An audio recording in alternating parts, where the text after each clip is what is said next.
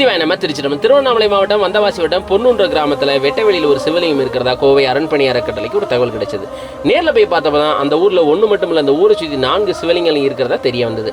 அதில் இந்த ஊரின் மையத்தில் இருக்கக்கூடிய திருக்காமேஸ்வரர் கோவிலை சுந்தரமூர்த்தி சுவாமிகள் பொன்னூர் நாட்டுடைய பொன்னூர்ன்ற பதியத்தில் குறிப்பிடுறாங்க. மேலும் இந்த ஊரை சுற்றி 8 திசைகளிலுமே சிவலிங்கம் இருக்கிறதா செய்வெளி செய்தியும் சொல்லப்பட்டு வருது. அதில் தென்மேற்கு பகுதியில் இருக்கக்கூடிய சிவலிங்கம் தான் நாம் பார்க்க வந்தது. வயல்களுக்கு நடுவே ஒரு மேட்டில் முள் புதருக்குள்ள பாதி மண்ணில் புதஞ்ச நிலையில் இந்த சிவலிங்கம் இருந்தது.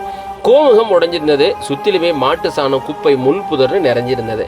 பல தலைமுறையாகவே இந்த சிவலிங்கம் இப்படி இருந்திருக்கிறதா ஊர் மக்கள் சொன்னாங்க. திசைலிங்கம் என்று சொல்வார்கள். அந்த 8 திசைலிங்கத்தில் இது ஒரு திசைலிங்கமாக.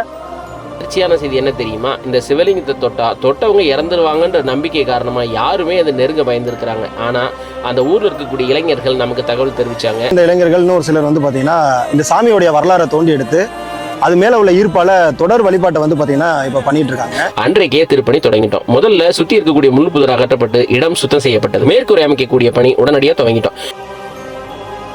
ஊருக்கு ஒதுக்குப்புறமான இடம்ங்கிறதுனால ஒவ்வொரு பொருளையும் கொண்டு போறதே பெரிய சவாலா இருந்தது.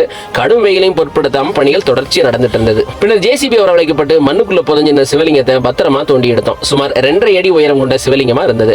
ஆவுடையோட கோமுகம் உடைஞ்சிருந்தாலும் லிங்கவானம் எந்த சேதமும் இல்லாம இருந்தது. பல 100 ஆண்டுகளாகவே மண்ணோடு மண்ணா இருந்ததுனால இறுகி போயிருந்த சிவலிங்கத்தை ரொம்ப கவனத்தோட பிரிச்சு எடுத்தோம். இதற்கு தக்கன ஆவுடை நந்தியம்பெருமான் பலிபீட செஞ்சு கொண்டு வரப்பட்டது. இரவு நேரத்தில் தான் மேற்கூரை அமைக்கக்கூடிய பணியும் பீடங்கள் அமைக்கக்கூடிய பணியும் தொடர்ச்சியாக நடந்தது. 2ஆம் நாள் காலையில திருமேனியெல்லாம் சுத்தம் செய்யப்பட்டு அதற்குரிய பீடங்கள்ல பிரதிஷ்டை செஞ்சு அஷ்டபந்தனம் இருந்து சாத்தணும். ஹர ஹர சங்கரனே அருணாச்சல சிவனே. ஊர் பொதுமக்கள் எல்லாருமே ஒன்றிணைஞ்சு வேள்வி பொருட்களையும் அபிஷேகத்துக்கான தீர்த்தையும் கைலாய வாத்தியத்தோட எடுத்து வந்தாங்க. தமிழ் முறைப்படி வேள்வி நடைபெற்றது. ஹர ஹர சங்கரனே அருணாச்சல சிவனே அனல் பொங்கும் முகம் கொண்ட அண்ணாமலையானே. திருமுறைகளில் கயிறு சாற்றி அருள் தரும் ஆனந்த வல்லியம்மை உடனாகிய சிவானந்தேஸ்வரர் என்ற திருநாமம் சூட்டப்பட்டது. ஊர் பொதுமக்களுக்கு சிவாலயம் பத்தின விளக்கம் வழங்கப்பட்டு திருமுறைகள் அடங்கின புத்தகம் கொடுக்கப்பட்டு உருத்தராகம் அணிவிக்கப்பட்டது. இது மட்டும் இல்ல, திருக்காமேஸ்வரர் கோயிலை சுத்தி தென்புறத்துல இந்த சிவலிங்கத்தை போலவே வடக்கு பக்கத்துல கழிவறைக்கு பக்கத்துல ஒரு சிவலிங்கம் இருக்கிறதா சொன்னாங்க. அதையும் விரைவில் திருப்பணி செய்ய இருக்கிறோம். இன்னும் எத்தனை சிவலிங்கங்கள் தான் நம்ம சுத்தி இப்படி மறைஞ்சு கிடக்குன்னு தெரியல.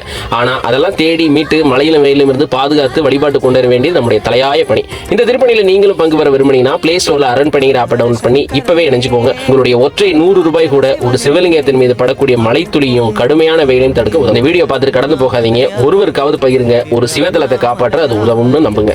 திருச்சிட்டம்பலம்.